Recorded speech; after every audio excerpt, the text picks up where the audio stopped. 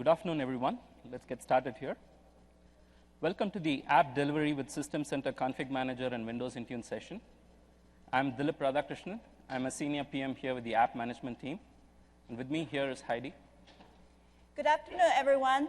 My name is Heidi Chang. I'm a senior program manager on App Management team. So here is our agenda for this session. We want to first talk about some of the emerging trends and challenges with respect to app management, and then how you can use Config Manager with Windows Intune to start addressing some of these challenges. And then we have a whole bunch of demos lined up here. Hopefully the internet and the connectivity with our Wi-Fi is good out here. We've had issues since morning. So if that works, we'll be able to show you Windows 8, Windows RT, we have iOS, Android, Phone 8, and if time permits, we'll also get an AppV demo in. So we have a lot of cool demos, along with very deep technical content that we want to provide on these platforms. There's one assumption that we're making is you have some familiarity with application model that we introduced in 2012 release.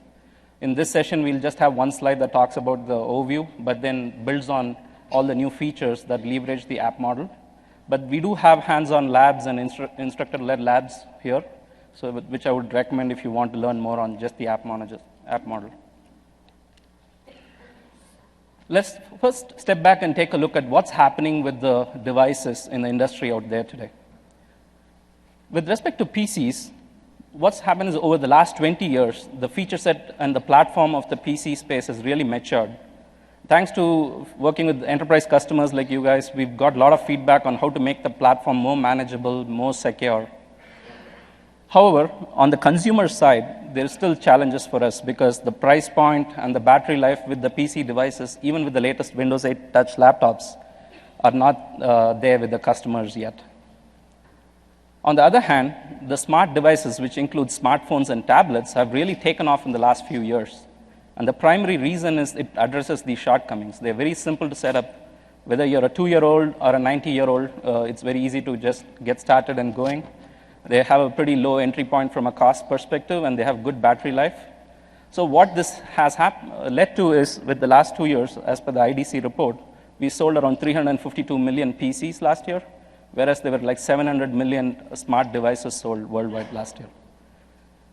However, these consumers who buy these smart devices are not just going to be using it only for personal purposes. They want to start bringing it into their work environment and then connect to their corporate email, want to check, even do VPN from some of these devices.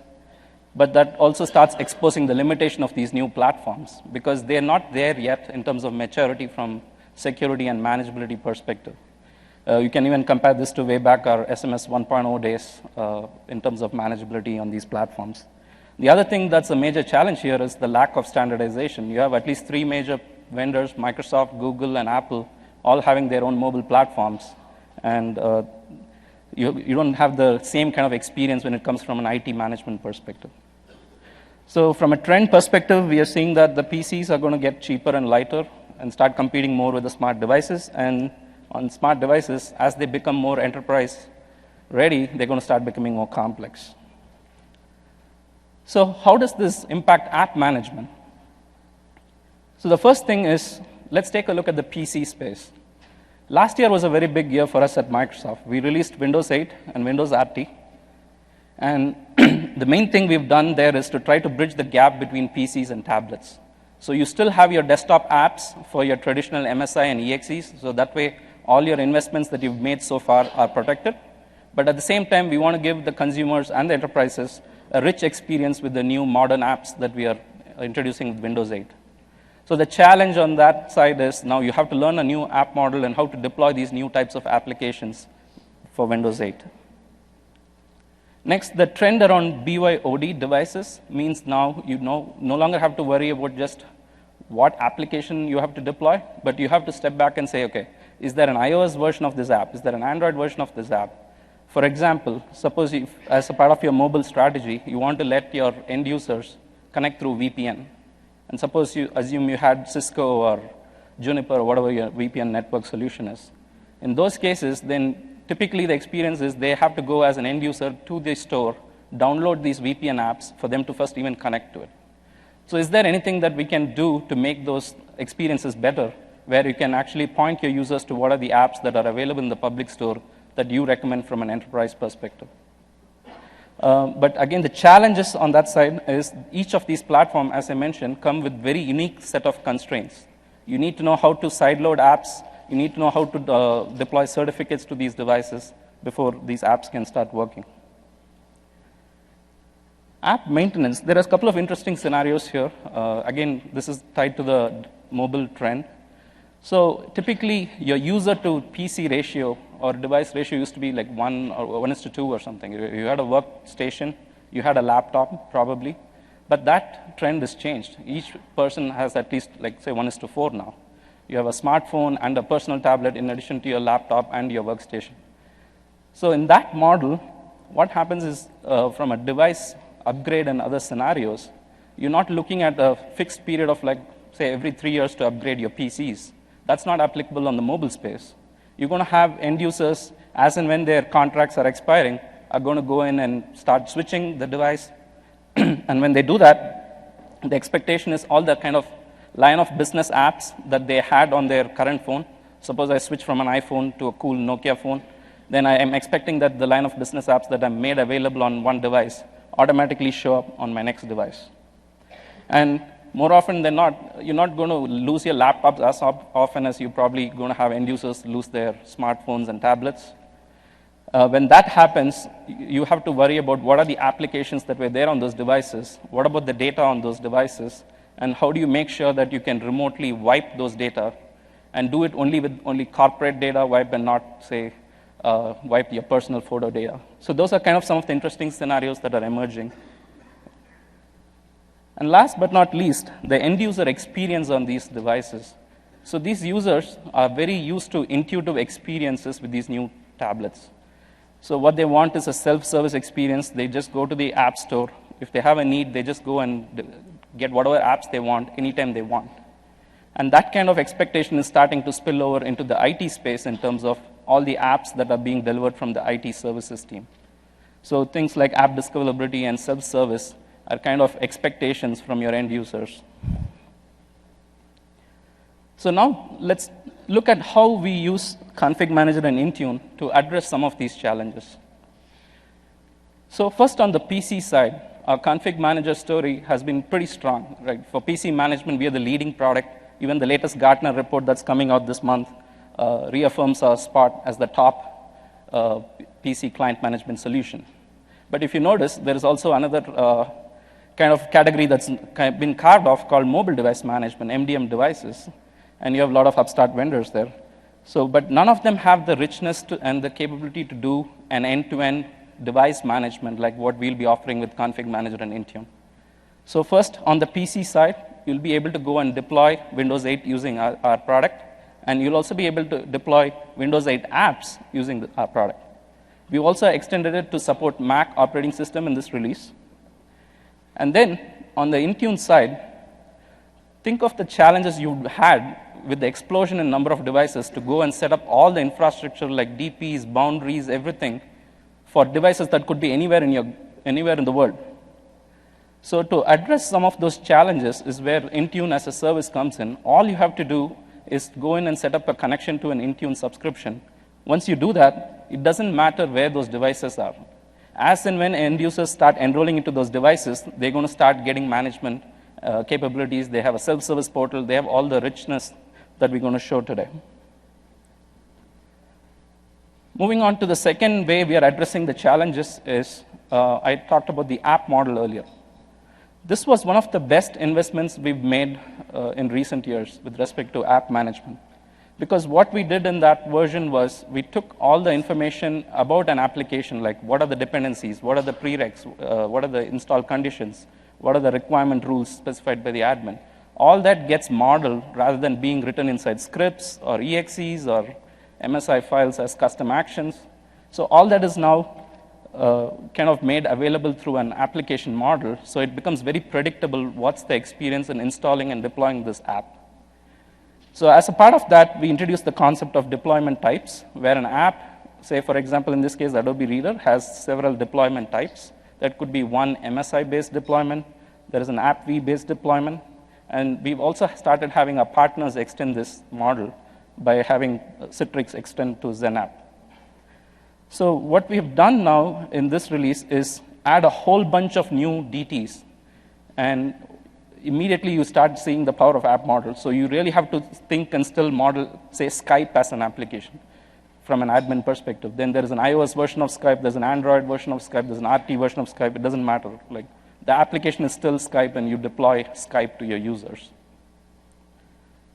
So let's see more details on what are the new DTs that we are introducing.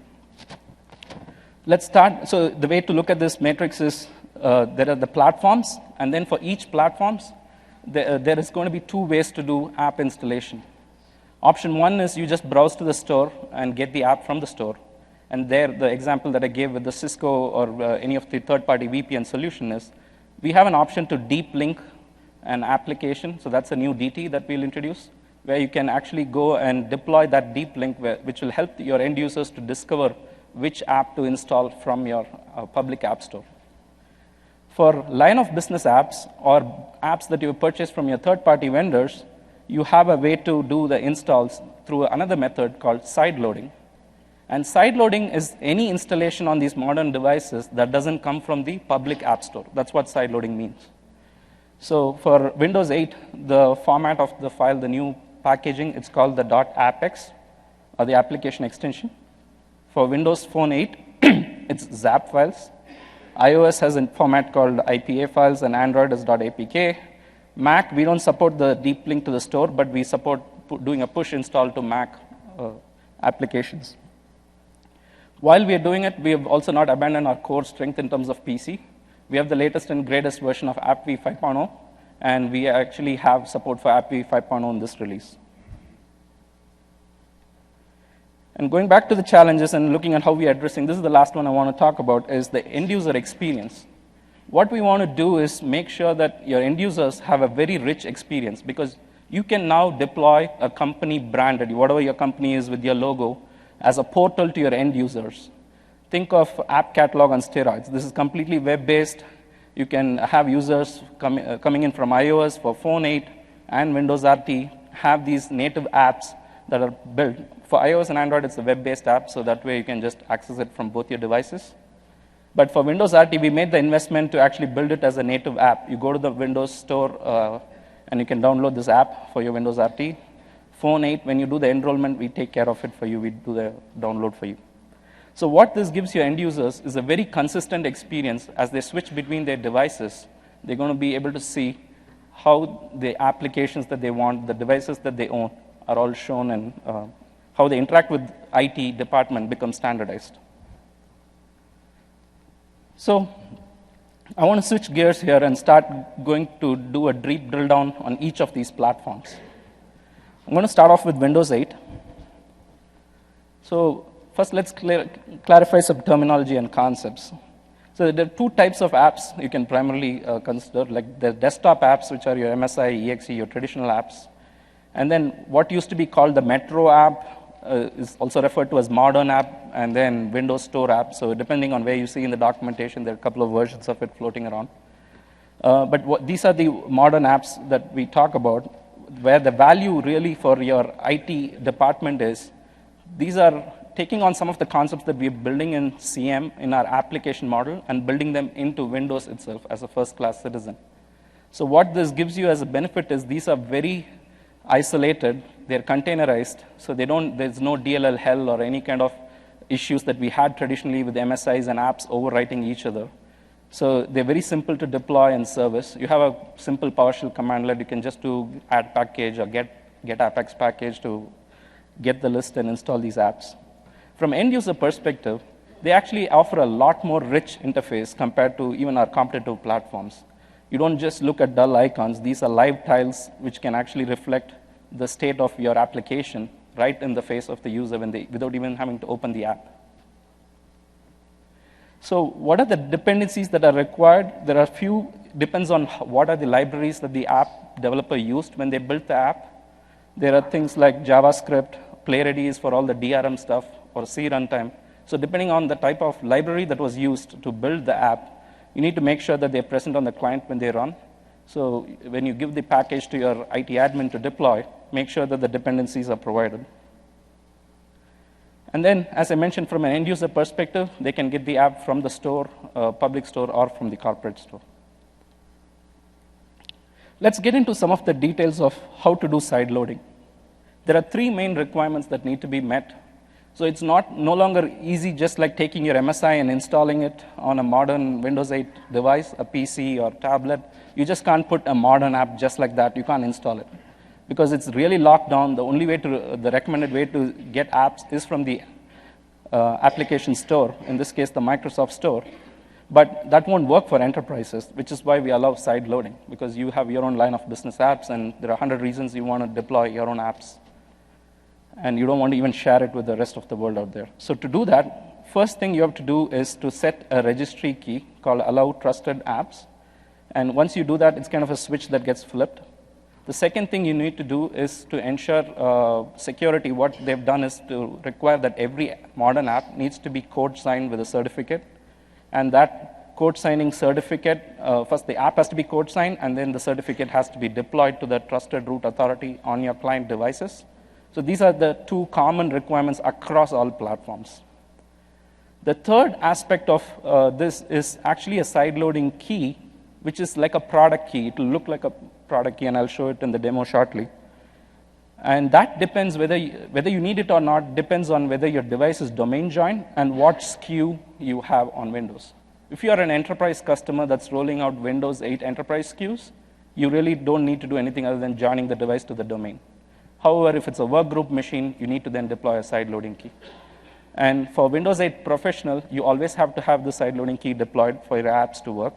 You need to deploy one key per device. It's not per app. It is a common, it's just tracking how many activations of that particular product key you can activate.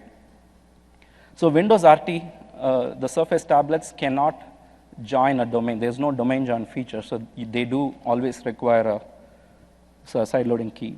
And last but not least, Windows Server, if you do want to deploy apps to the server, as long as they're domain joined, they don't need a key either.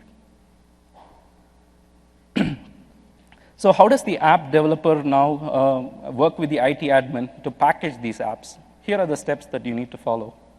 Is first you decide you are building or buying this app, and once you do that, you now become the gatekeeper. Instead of Microsoft being the gatekeeper for all the apps that are submitted to the public store, the IT admin in the enterprise becomes the gatekeeper who makes sure that the Windows 8 apps that are being given to him have a very high quality in it. So you do that by running the app against an app certification toolkit, and I will show you some sample in my demo. The next thing, as I said, the app has to be signed with an enterprise certificate. For initial test purposes, you can generate your own test certificate, but the ideal way to do it is to have an enterprise signing. And last, I'll say how to deploy this through Config Manager. So here are the steps to sideload an app, as I said. You have to go, the question comes up is, where do I get my sideloading keys from? You have to go to a Microsoft Volume Licensing Service Center website. Someone in your organization must be having the keys to this kingdom, so depending on where you are with your enterprise license agreement, you might have all these already available, or you might need to purchase them for your company. And once you get it, you have a few ways to deploy it. You can write a script, a software package, you can actually send it down. All you have to do is, there's a simple command line way to install the side-loading key. And to set the registry key I talked about, you need to use either group policy or DCM's registry feature or a script. It's very easy to set the reg key. So then for enterprise, if you've standardized on what is the certificate you're going to use for code signing, then that is the best way to do it. Then you have to deploy the cert only once. But if you have different departments, each using multiple certificates, then you as an IT admin needs to provision all these certificates to the devices. Then you come into the app and DT creation wizard and create a new deployment type, and then you deploy the app. So this is the last slide before I jump into the demo. So you have a new DT that we are introducing. As I talked earlier, we've really built on the app model, so it does everything that you're familiar with from an app model perspective. When you import the .apex file, we detect all the information about it, and we have global conditions and targeting of users or machines. So you can do pretty much all the features that we have, and you can also do dependency and supersedence. From a compliance reporting perspective, There is two ways you can do it. You can have the in-console monitoring that shows the status of compliance for each of the apps. And then you also have the capability through the inventory mechanism to get inventory of the modern apps. OK, let's switch to demo.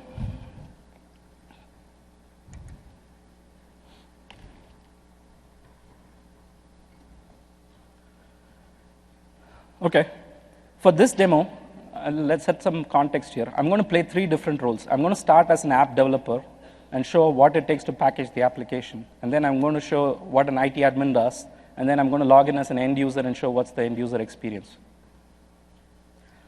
So let's start with the line of business app. So this is a sales dashboard application that we've written. All it does is actually launch a sales dashboard. We don't want to get into the program details, but what I want to call out is there is a declarative file where information about the app is there called the app package manifest. So the package manifest has all the information about what's the different icons, because if you see Windows 8 apps, there are different tiles and different shapes and sizes, so you need to specify all that.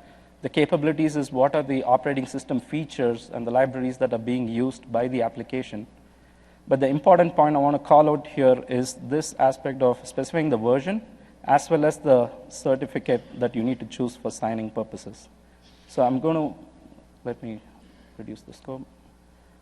So you choose the certificate. What you would notice there is there's a publisher key in the certificate. That's why I zoomed in, I want to call out. That publisher key in the certificate needs to match the publisher name that you have for your application. If there is a mismatch here, this app install will fail on your device, and you'll be left wondering what happened with the failure. So the other thing is, as I mentioned, you could actually create your own test certificate just for validating this app. But the ideal recommended way when you're ready for production deployment is to pick it up from a certificate store and select your enterprise certificate. So once you're done creating the certificate, you need to go and create the app package itself. There, the option is there is a wizard for publishing your app packages.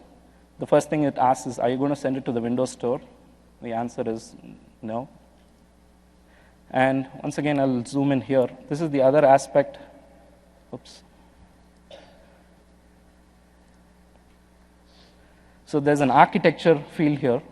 This is important, again, because a modern app can run on just Intel platform or on ARM platform with the Surface devices, or it could be neutral. When you tag it as neutral, it means it will work on all platforms. So once you do that, you can go ahead and hit release and then create next. OK, this is not letting me do it. I need to hide my taskbar.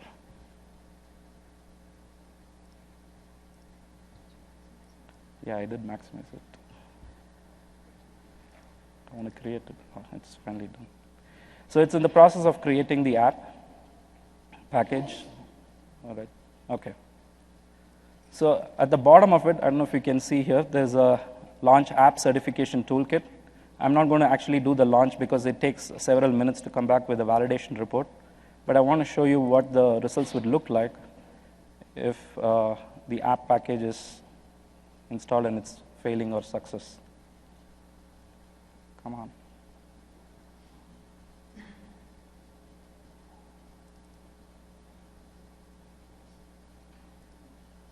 Well, it's taken a long time to just show it from my local hard disk. OK, when that comes back, I can actually show you the reports. But all it has is a bunch of checks that says, what are all the checks that were done for this particular application? And then, did it succeed or fail? And then you can give the report back to your app developer. And once they get the report, they can actually go in and make a decision on what are the changes that they need to make to the app. So once you've done the app packaging, and let's go into the config manager UI. So what you see in the config manager UI is the ability to create applications. I'm going to go in and select among the list of new types of DTs this modern Apex package. I want to select my path.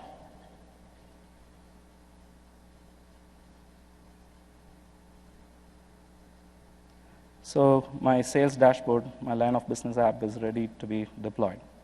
So when I hit next, here's where we do the import and bring all the rules that I showed you now, that the architecture is neutral, these are the versions that it supports, and all the certificate information. So let's go ahead and do the publishing of this app.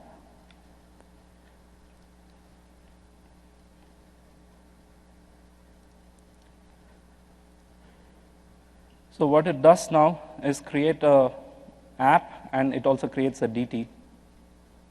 So if you look at the sales dashboard app, it'll have one deployment, one DT, which is the modern Apex DT. So that's your modern Apex package.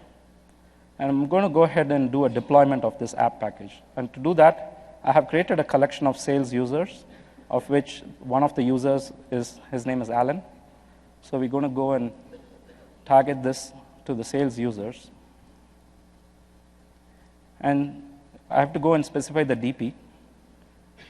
I want to call out one thing. For publishing apps just to your on-prem PC scenario, you just need to select your DP, which is on-prem. I'll be showing another demo later where I publish this app to Windows RT devices, which works through Windows Intune. So once you set up your Intune subscription, you'll see another option here with the Intune DP called manage.microsoft.com. So here in this environment, I don't have that set up. So I'm going to make this app available to the end user. And then I'll just go to the summary page and finish the deployment. So now what you've done is created a modern app, made it available to sales users. So let's see what is the now end user experience, the third part of my demo. So here is the app catalog talking to that site server. As you can see, there's no sales dashboard app. Let's go ahead and refresh it. So what it does is now the app that was published to sales user, and Alan is a member of that sales user group. Once the app catalog comes back, there it is coming. So we should start seeing the sales app. Wow, it's taking really slow time today on the network. Okay, so once the app comes back, you can actually click to install it because it's going to get the list of requirements. There it is.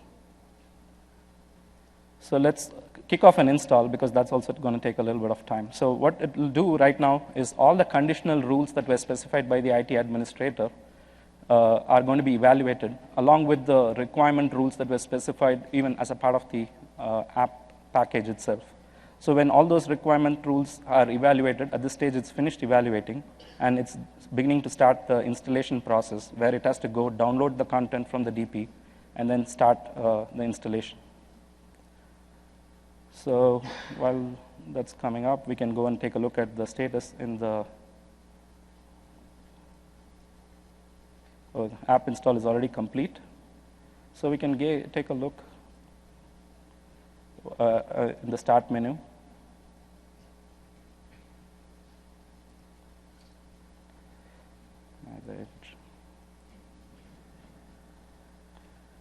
So let's take a look. There it is. So that's the sales dashboard application. So what I also want to show is one more demo scenario here, because this is the happy day scenario where you deployed the app and everything worked, but that's not always our case. So let's go to the Software Center again. As you can see, I had previously published a PayStub application. I'm going to try to install it because the previous installation had failed once. Oh, or maybe that app was. So this app install failed.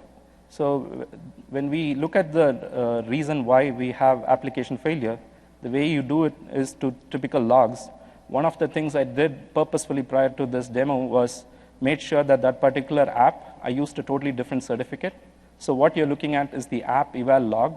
So if you can zoom in, you can see the reason why that was failing was it was not a trusted certificate that was used to sign the app. So this is what you would see in the app enforce log. But I wouldn't think it's expected that IT admins are going to be watching every machine and every log all the time. So what we do there is recommend using the in-console monitoring feature, where we can go and look at the list of your deployments. Let's look at even Dynamics package was another package that I published earlier with the same kind of errors. So we could look at the error. And once again, you can see that the error description there is surfaced to the admins directly in your dashboard. So what we saw in this demo sequence was starting with an app developer to create and publish a modern app package, then deploy it to end users through config manager, and then on the client, show how the app's installed through the catalog. And then when things go wrong or success, you get the compliance reporting back in the config manager console.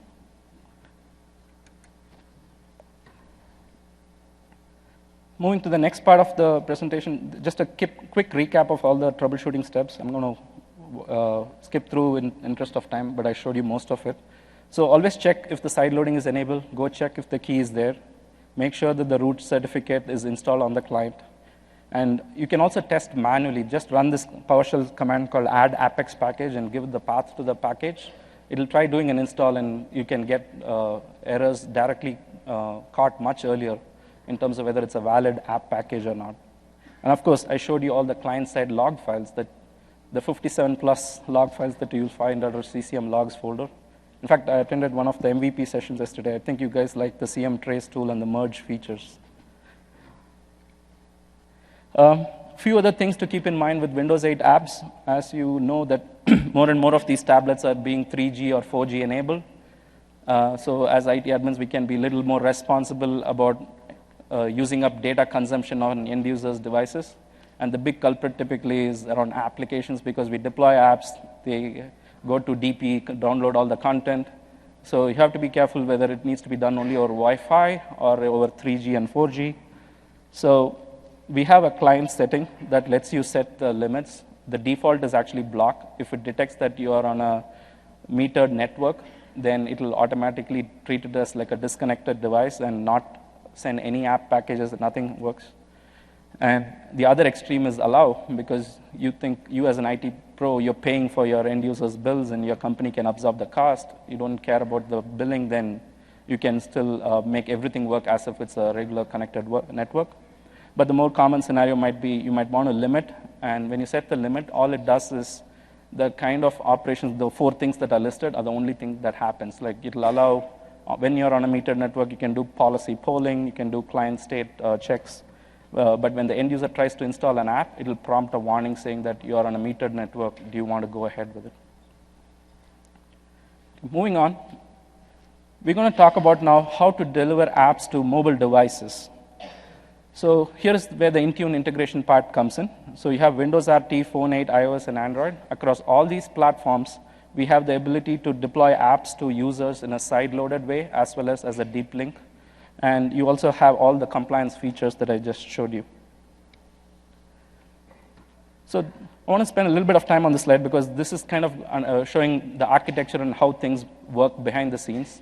Because when you see the demo, you're just going to see in the keynote, you saw the app suddenly just show up, and Brad showed it yesterday.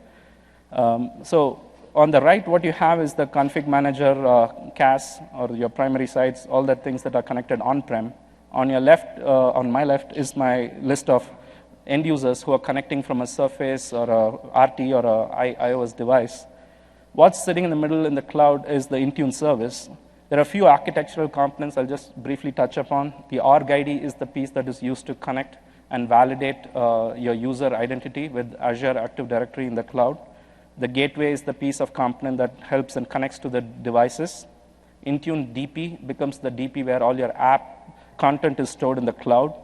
And cache is where we store all our app policies, everything. And then there's the IW service that actually services all the requests that comes from the end user portal. But the good thing is, you really don't need to know any of these.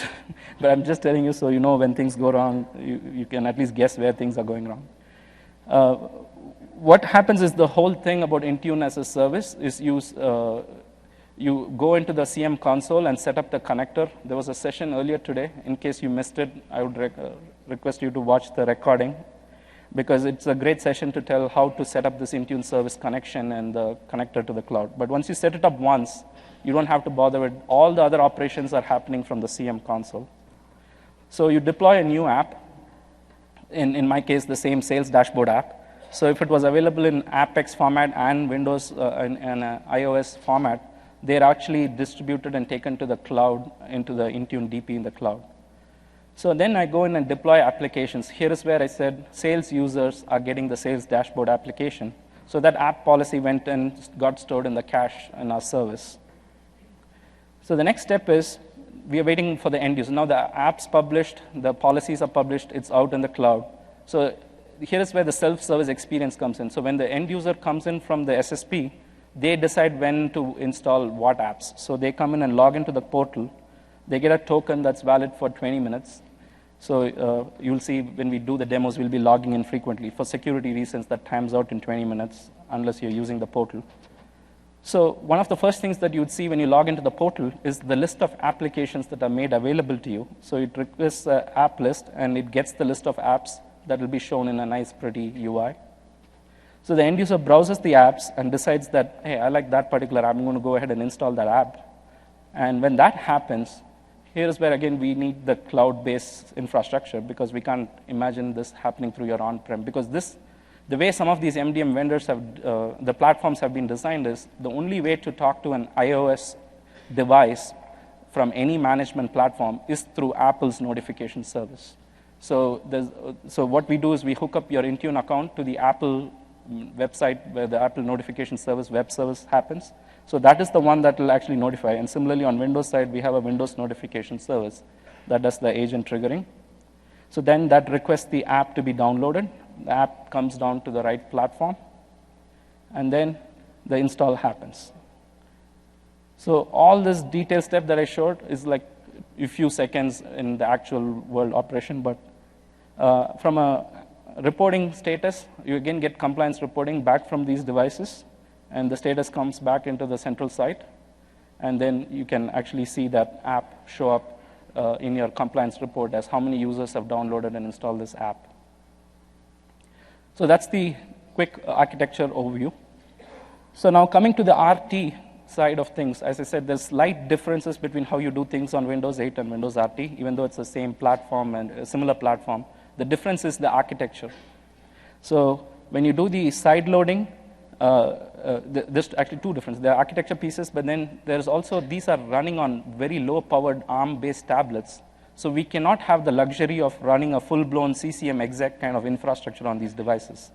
What we run there is a very small agent called MDM agent that runs in the background. It's not even a long-running service. It wakes up when an app request comes in to do the install, and then it disappears at the end of the installation. So in order to facilitate the experience on RT where you don't have all this rich infrastructure, you still go through the volume licensing center, get the same key and everything. But when you enroll the RT device, we do a lot of work for you in terms of bringing down the certificate, bringing down your the keys, the product keys, the side loading keys, and then also set the registry key for you. So then you go through the same process of creating the app, but when you deploy the app, make sure you choose the Intune DP, which is called manage.microsoft.com. So when you're troubleshooting, again, the steps are going to be very similar, but just watch out for the app package whether it's neutral or ARM. And then on the troubleshooting blog, most of the other steps are similar, but since you don't have all the trace files that you would normally find in a full-blown PC client, we've published a very nice blog article that shows how to do step-by-step troubleshooting on RT devices. Okay, with that, let me jump into a demo on Windows RT.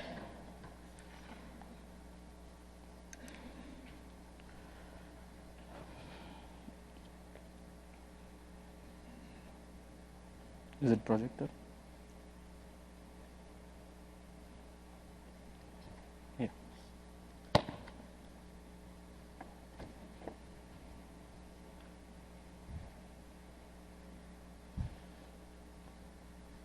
Is it coming up?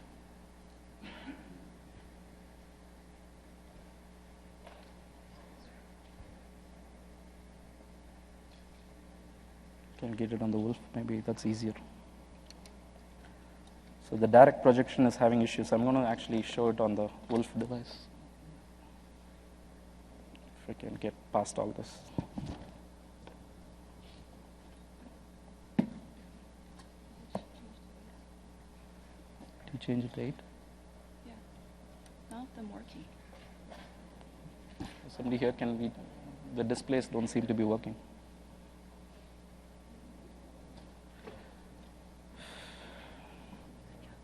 We tried both 6 and 8. Can we just get the wolf working? I mean, we can just do this.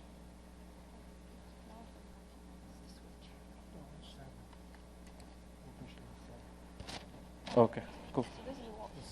Yeah. Oh, wolf is 7. Okay, so let's get this thing out. No, that's okay. We'll just use this. So what you're looking at is the self-service portal that we have defined with Windows RT. This is an app that you can download from the App Store, the Windows App Store. So when you look at here are your devices, and you can look at all the applications. This is It's froze. I guess because it's that thing got unplugged. It was working just a minute ago. Let's go back to the company portal. So here is where it authenticates and connects to the Intune service, and it might prompt me for my credentials now.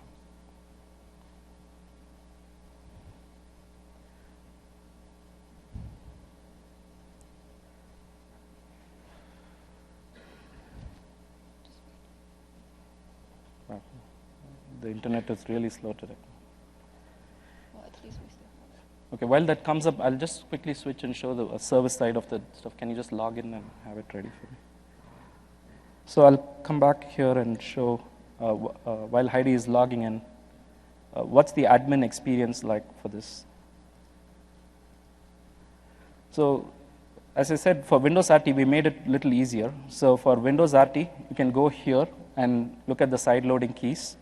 And this is where you go and specify and upload your side loading key. It's just like a license key for the product. And then the other thing you need to do is go and specify the certificate that will be used.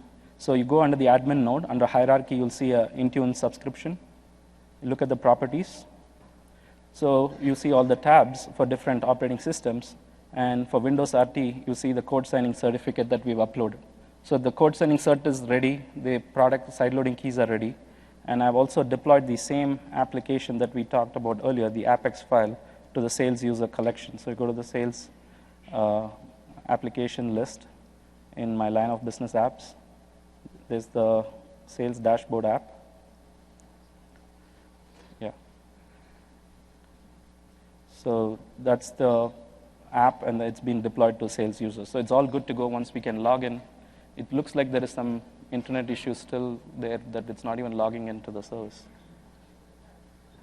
We've already done that. So I think we can probably proceed with the other demos and slides. If this connectivity comes back, we will be able to show that. Luckily, for at least our phones, we should be able to connect because we are still using the 3G network or LTE network. So let's try to go back and move on with the slides. So Heidi will now start talking about how to deploy apps for iOS and Android and Windows Phone.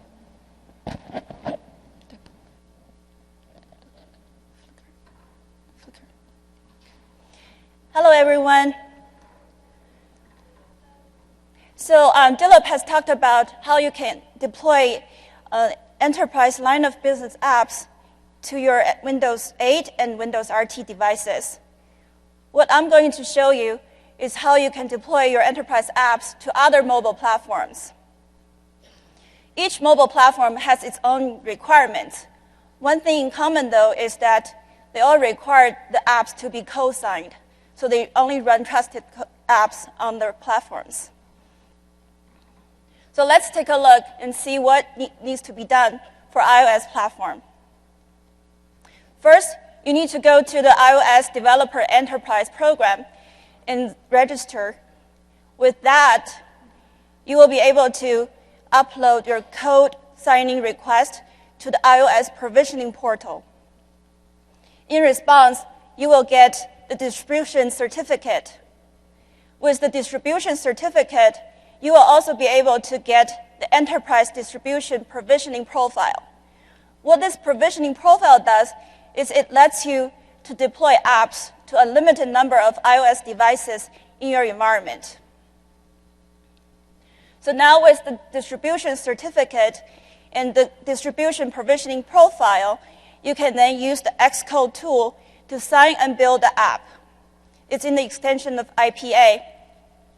What's more, you also need to generate an XML manifest file, a plist file. What this plist file does is it tells the iOS device where to find, download, and install to the apps. So with both IPA file and the plist file, you're now ready to create an app model in Config Manager admin console. Very familiar process. It's just a new DT for the iOS sideloading apps. And then you can deploy it to your user collections. Moving on to Windows Phone 8. So for Windows Phone 8, similarly, you need to register for a company Dev Center account on Windows Phone 8 website. You will then get a publisher ID. With this publisher ID, you'll be able to purchase a co-signing certificate from Symantec website. You need to export the private key to a PFX file. This file is very important for you to sign the sideloaded apps. Moreover, in Config Manager 2012 SP1, we provided this native company portal app that you can distribute in your environment that can give your end user rich experience to browse the app catalog and get apps. This app also needs to be sideloaded, so you go to Microsoft Download Center and download the ZAP file and use the PFX file that you already obtained to sign it. Windows Phone 8 SDK tool actually provides the ZAP signing tool for you to use. Once you get the ZAP file signed, you can then go to Config Manager admin console to create the app model.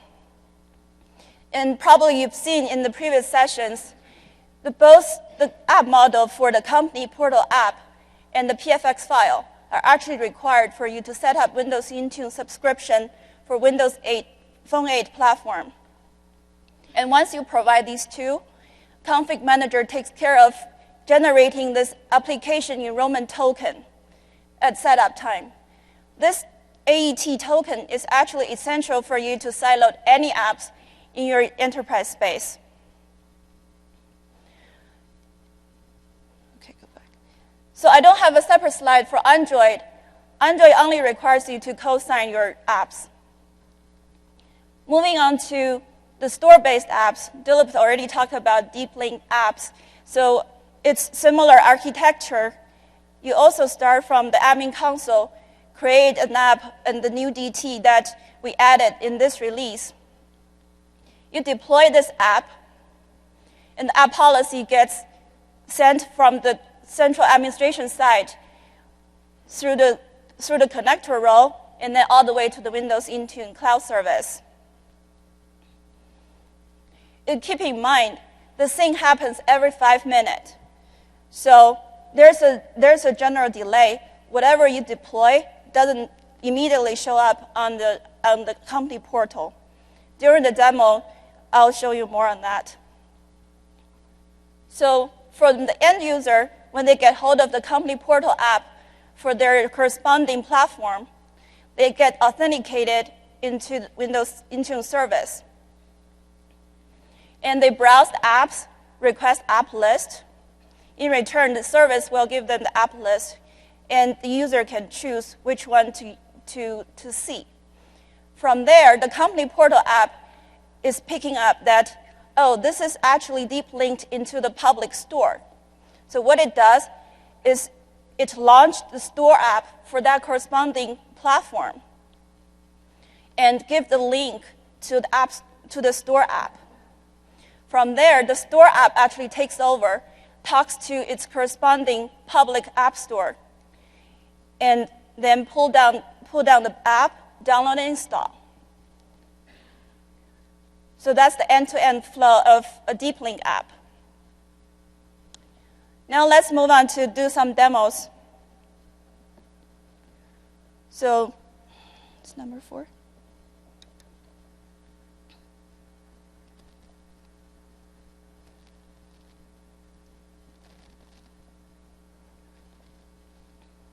Okay. So I already created app for Skype. And as you can see, let me blow this up to full screen size. So it already has a deployment type that links to Windows Phone Store. What I'm going to add here is another new deployment type.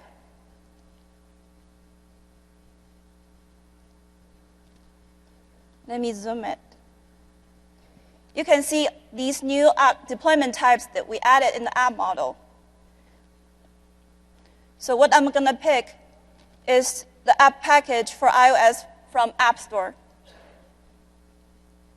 Zoom it again. Okay. And now I'm actually in the browser to browse for this app in the Apple App Store.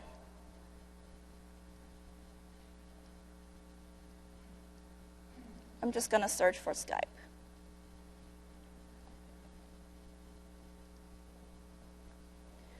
Now I'm in the app details page for Skype. When I click on OK, Config Manager actually creates this deep link, points to the app details page in the App Store. And then I click through the rest of the wizard, and the DT is created. Since I already had it deployed for this app, so in 5 minutes, the policy will get synced from the central site to the Windows Intune service. But for the interest of time, I cannot wait for 5 minutes to show you. What I did is that I pre-created a DT using the exact same method. Okay, you go first.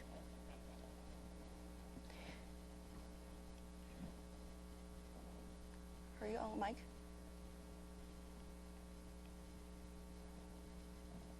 So just to finish up the previous demo, this is the self-service portal, which was available just a second back. It's just not reliable. LTE is better. Okay. Yeah, there it is. So what you're looking at is the list of devices and then the list of apps. You can go in and see the list of apps. We had published the sales dashboard app. And then you can go ahead and do the install of the app. Move the device down. Sorry? Move the device down. It's not in scope. Is it better? Okay, so that was just to show you the quick experience from there. If you can also look in behind the scenes, if you look at the desktop mode, I just wanted to show you a couple of things, which was the task manager. If you look at it, when the app installation is happening, it might have finished by now, but there was a process called mdmagent.exe that was running. So that gets kicked off. And the blog article talked about the job ID. So there's, for each of the install apps, there is a job ID that's created. And if there were any errors in installation, just like I showed you on the PC side, you have the same information available here in the registry, as well as it will be sent back to the console through in-console monitoring. Okay.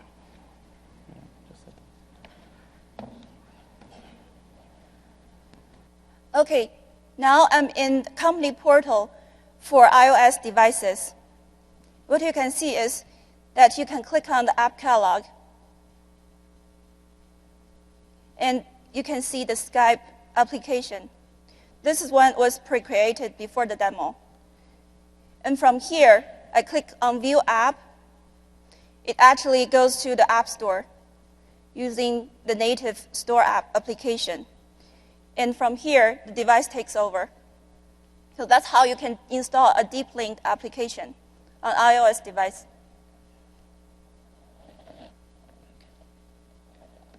Next, switch back to the console.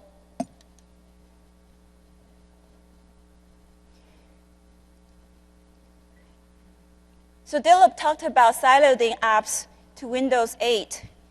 Here, what I wanted to do is actually create a Windows Phone app. So I pick a ZAP file. That's a new DT.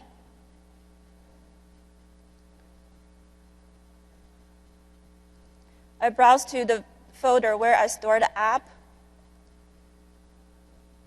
And I can review the app details extracted from the zap package. Everything got extracted, but some things are not that pretty. That was in the package, so I just changed it. And after I review the details, I can just click through the DT creation wizard. So now I have the MS time off. That's actually developed in-house in MSIT.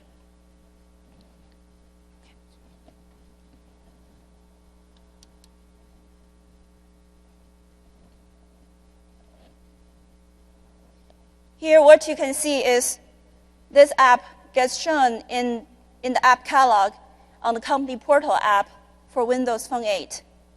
When I click on it, I can review the details, and I click on Install.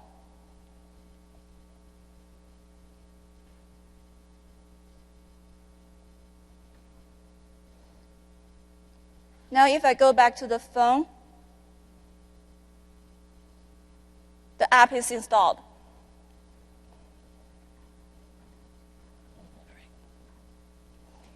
Next, I don't want to repeat the publishing, and the process is very similar, but I do have an Android phone that I want to show you.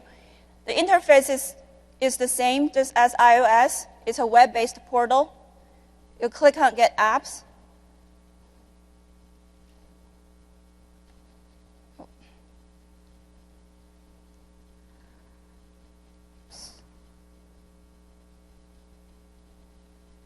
Guess it timed out.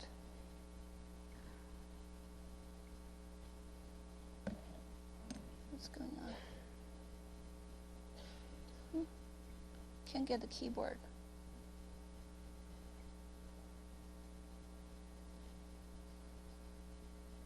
Okay. It's okay.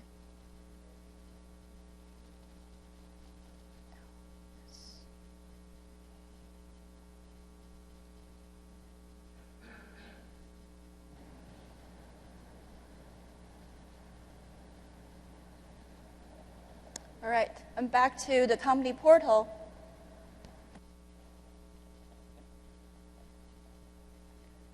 Well, this one is also on Wi-Fi, so it's a bit slow. So I already created a DT for sideloading the Android app. So this one, when I click on it, it shows me I can download this app. When I click on Get an App, it starts downloading to my Android device. So actually, an indicator here that it's still downloading. Okay, the download complete. So it prompts me if I want to install. I go ahead and install it. So this is how I sideload an Android app.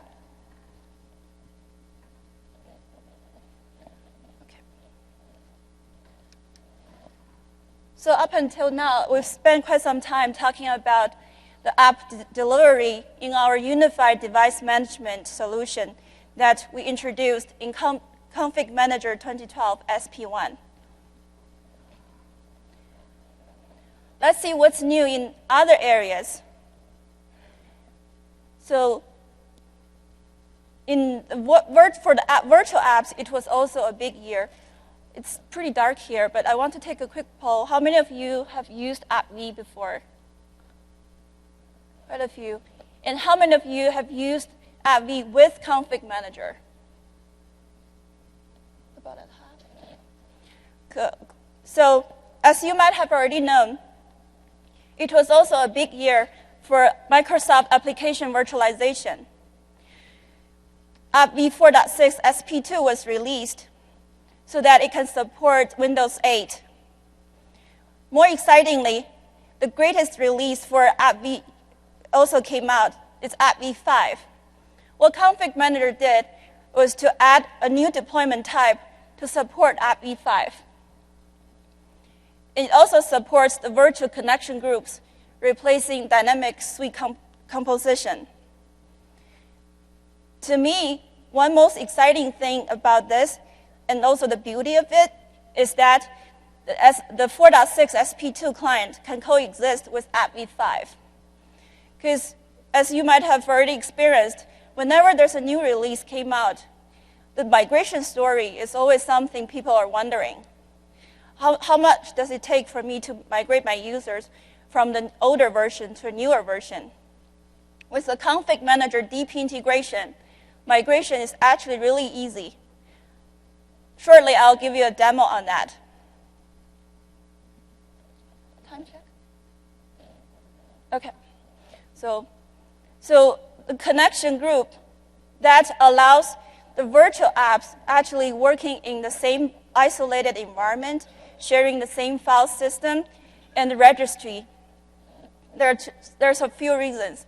So being able to run isolate in the isolated environment could be helpful because it reduces the risk of conflicts, and also it helps to reduce your regression testing. But sometimes there are really true dependencies between apps, like middleware, like .NET, or applications that they have dependency on each other, like the .NET add-ons. Or sometimes simply just apps work together better, like Office and Link. So this is what Connection Group brought to the table. And what Config Manager did was to add a new node for virtual environment. You can define the rules dynamically. There's no more hand editing in the package itself. The dependencies are all defined from the admin console. It's very easy, and on the client side, the connection group will be created when the two applications are installed or the next time the client gets evaluated. Okay. So I talked about migration from app v 4.6 to 5 and how easy that config manager has made it to. Still on Zoom.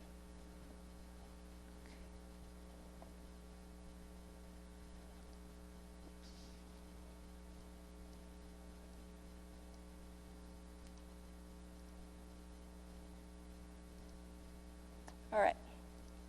So the story here is that in the IT environment, the end users already have Adobe Reader 9.1 packaged by app v4. And now, with app v5 technology, I wanted to migrate my users from app v4 to app v5. So I have a new package. It's called Adobe Reader 10, packaged using app v5. It's a new deployment type here.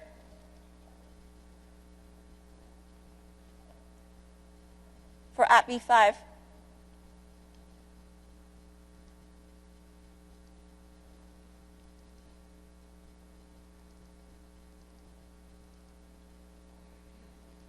So same, just very, very familiar interface. You get to see the app details.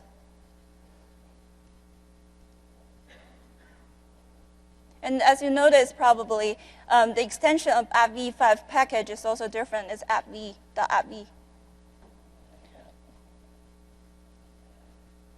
So now I have the app v5 package created. And I really want to move my users out of app v4. But do I have to do it all at once?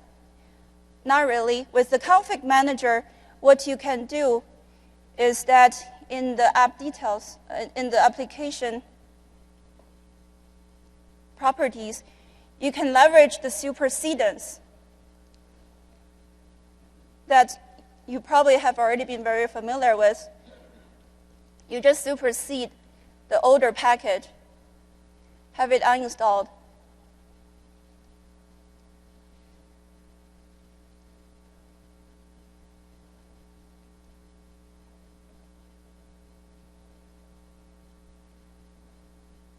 And deploy.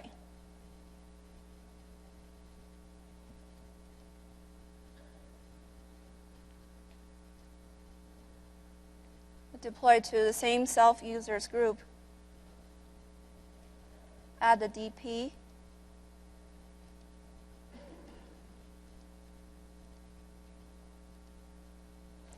It's available install. From here, since it's already defined the supersedence relationship, I actually have the option to automatically upgrade my users without them going to the app catalog, going through the wizard. Now it's deployed. So now I'm Alan now. I'm on Alan's desktop. I have not just, oh, I missed it. I didn't have the AppV9 installed. Okay, so I guess I messed up a little bit of my demo sequence. Somehow my AppV4, the Adobe Reader 9 wasn't installed. But the idea here is that I go to the app catalog.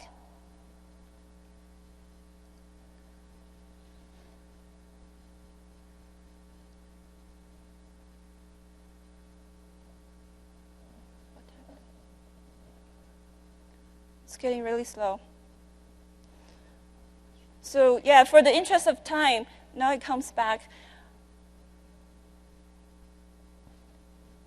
It should have been the Adobe Reader 9 being replaced by Adobe Reader 10 in the app catalog. Then Alan has the choice to install Adobe Reader 10. And from here, Adobe Reader 9 will get uninstalled. So what Config Manager did is that you don't really tell the difference between the virtual apps and the traditional apps. You can just leverage supersedence to replace. And because AppV 4.6 can coexist with AppV 5, you don't have to migrate all your AppV 4 packages all at once. You can just do that one at a time, so no pressure.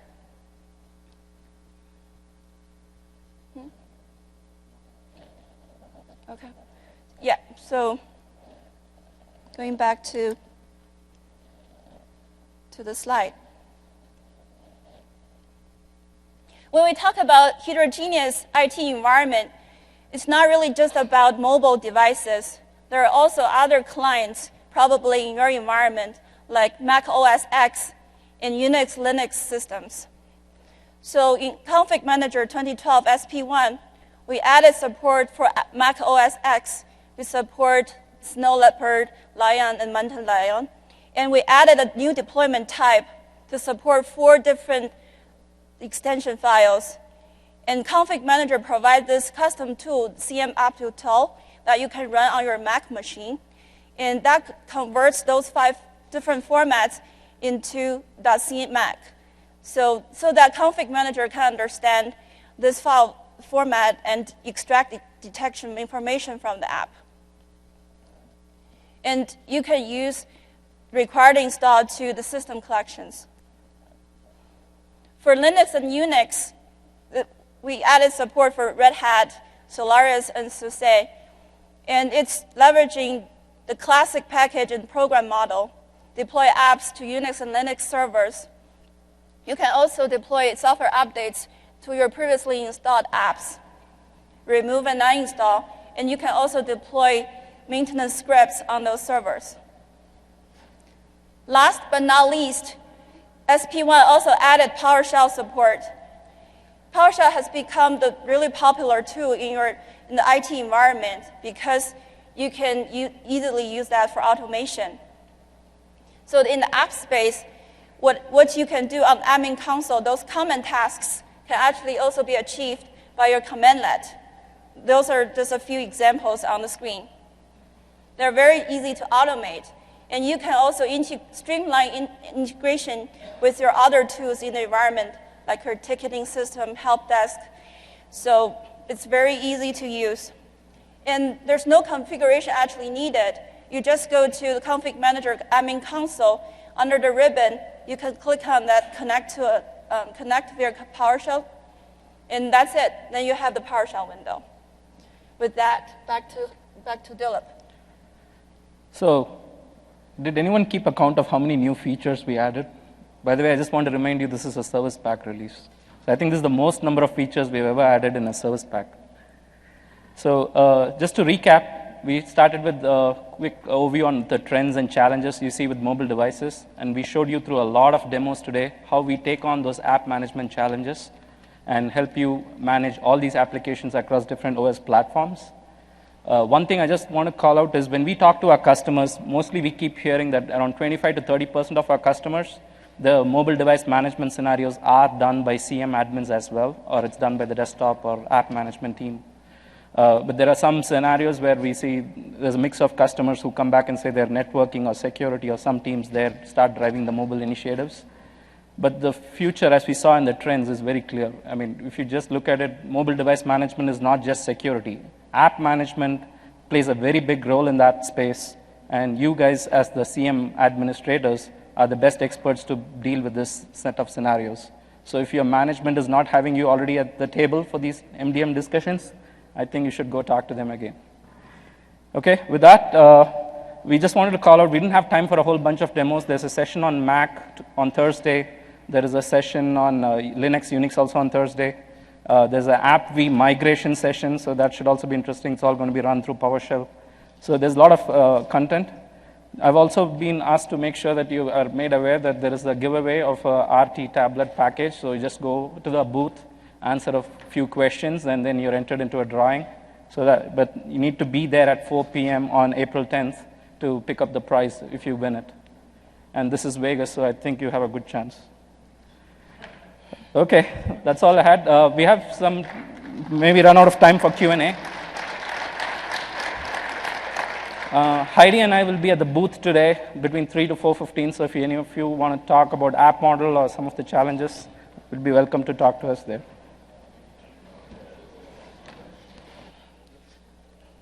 We nailed it. Well, I cleaned up too clean. I forgot to restart back.